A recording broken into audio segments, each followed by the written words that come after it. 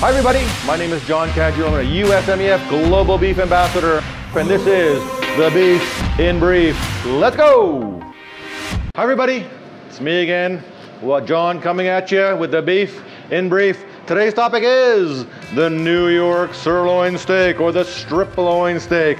Really amazing piece of meat. Now we have a couple different versions here. We got a nice thin version here. That's nice for one person. And then we got a big, fat, juicy, big New York steak here. That's good for 2 people or maybe even 3, depending how big your family is. Now, I talked about it in one of my other videos, but for a piece of meat like this that's nice and thin, I might keep it in the fridge a little bit longer.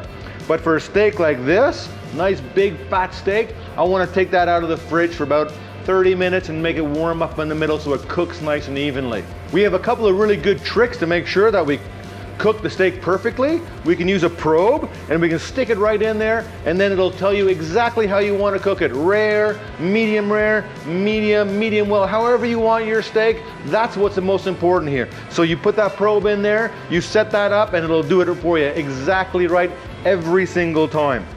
Now, for a big steak like this, you see all this big, beautiful fat? We want to bring some of this out. So what I usually do is, I'm going to make a little mark on the top of my steak, and that'll help bring some of that fat and some of that flavor out. It's really good trick. Same on this one, but all I gotta do here is cut it once, and that'll help render out some of that amazing fat and get lots of flavor in there. Again, we've got great US beef here. We spent a lot of time, a lot of energy getting all this beautiful marbling in here. So all we need is a little bit of oil, very neutral, on top of the steak, and a little bit of salt. That's all we really need. At the end, I might finish it off with a little bit of butter, because I like a little bit of butter, and maybe a little bit of pepper. And that's all you really need to make a really great steak. When you pick a great ingredient, you have a great final product. I can't make a bad steak great. I can make a very good steak even better. So let's go to the grill. Now, obviously, with a big steak like this, we need to get it going real early and make sure that we're cooking it ahead of time. But I've already got my steak going from before, a little bit of movie magic here, and we want to make sure that we're doing that really properly.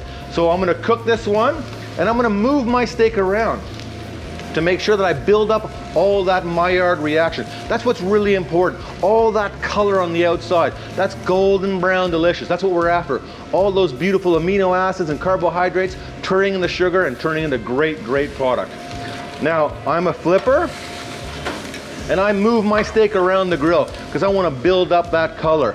Now, with a steak that's going to be small, it's very important to use a very hot grill, because you want to make sure that you're not overcooking it. And that's what we got to be careful of. We're not overcooking. I'm not even going to close this down because I want all that direct fire to hit my steak. And I'm going to move my steak around that grill to make sure that I maximize the amount of heat that's retained. Never throw out your can. If it's a cold day, just use that can to keep that open a little bit. And then we don't bake our steak like an oven. We're still grilling it, but we're keeping all that great heat on the inside of our grill. We're not losing any of that amazing flavor. But for now, I got a beautiful hot grill. See, I'm always changing my angle, so I want to make sure that I'm building up all that fantastic color. That's what's most amazing to me, is color. Drive those juices right in the middle so that when you eat that steak, it's really evenly cooked and it's got some amazing flavor. That's what's important. Really simple. Great beef, a little bit of oil, and a little bit of salt. I'm not a magician. All I do is take great beef and I make it better. Now, I like my steak about medium rare, because I like to make sure that I get some of that fat in there, nice and melted, and make sure that all those juices are inside the steak. That's what I'm after. Lots of flavor, lots of juice. Now, you see me doing this, because this is such a small steak, it's hard to use a probe. So we just use this little technique here. We basically feel our meaty part of our hand. We go rare, medium, medium well, and well done. A great little trick that any home cook can do, really nice and easy, and it works for every time. And like I said, I like my steak to be about medium, and just by the sound, by the look, and by what's happening with my fire, I know I'm very, very close. And like I said, we want to rest our steaks. We want those steaks to relax and for all those juices to get inside the steak. So there's our 2 steaks.